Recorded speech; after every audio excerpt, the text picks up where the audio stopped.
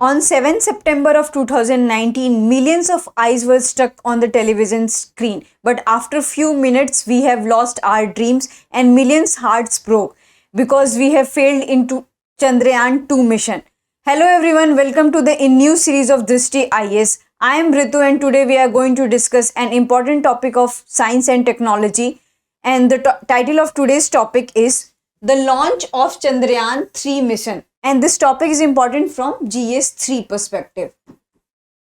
Before moving to the points of discussion, first of all, we will discuss practice question for previous day. And the question was related to Nobel Peace Prize in Chemistry. So, who among the following received the Nobel Prize in Chemistry along with the John B. Goodenough? And your answer is A. Michael Stanley Whittingham and Akira Yoshino. So this is points of discussion. First of all, we will discuss the news, a brief about Chandrayaan 3 and a brief history of other Chandrayaan missions, why Chandrayaan 2 failed, practice question for prelims. Moving to the news part.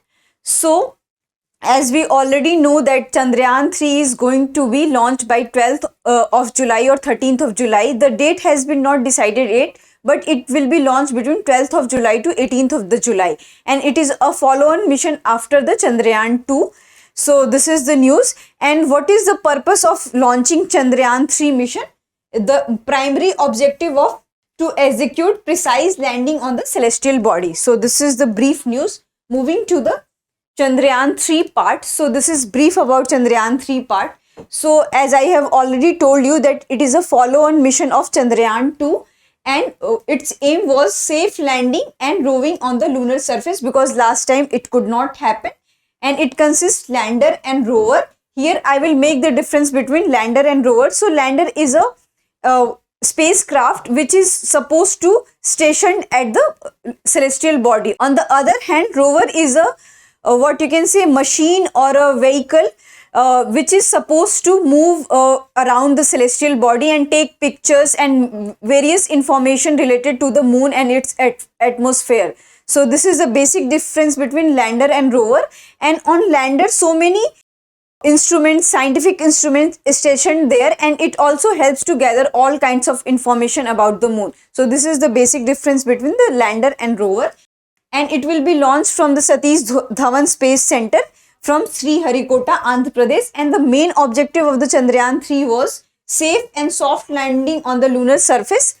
On the other hand, to demonstrate the rover roving on the moon and to conduct in situ scientific experiments. So here in situ means that the experiment carried out in a original space.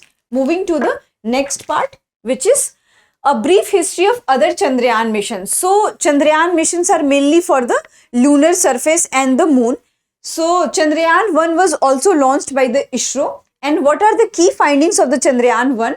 The main finding of the Chandrayaan 1 was the presence of lunar water, evidence of lunar caves formed by ancient lunar lava flow, and past tectonic activity were also found on the lunar surface. So this is the key finding of the Chandrayaan 1, which inspired many space agency to find more about the moon and the lunar surface. Moving to the next part, which is Chandrayaan 2. This is important from your prelims point of view and also the mains perspective, that why it failed.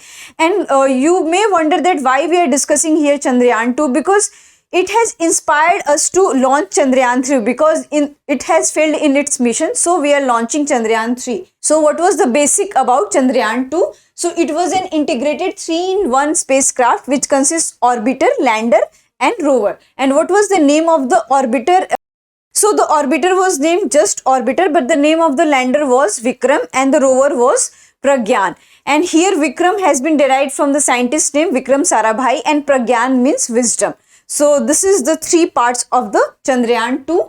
And Vikram was supposed to be stationed at the celestial body. And on the other hand, rover was supposed to move around the celestial body and take information and also study the moon's atmosphere and other information about the moon. So this is a brief about Chandrayaan 2. Moving to the why it failed, because it can come in your mains part.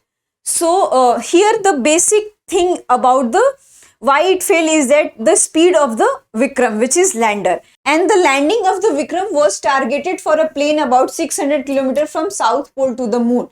But ISRO has lost its touch when it was supposed to touch down the moon surface.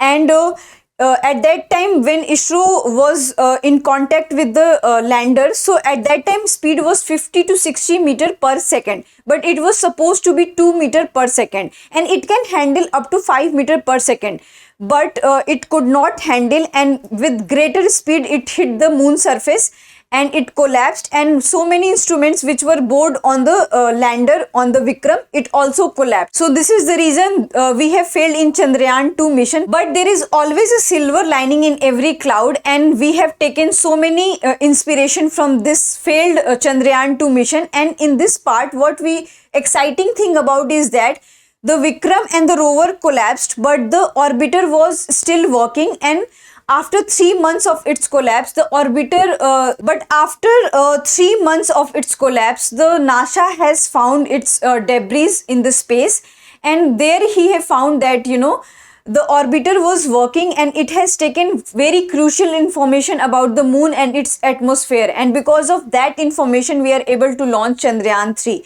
So this is a key element about the failure of the Chandrayaan 2, because it has not completely failed and it has inspired us to launch Chandrayaan 3. So this is the brief about. Moving to the question part. So this is the practice question for prelims. Consider the following statement regarding Chandrayaan 3.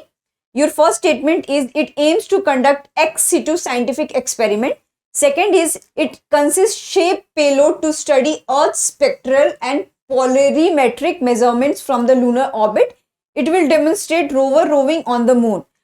So you have to find here the not correct option. Your options are only 1, only 2, only 3 and none. You have to answer this in the comment section. I hope you like this lecture. If you have any queries related to this lecture, kindly ask in the comment section. Thank you.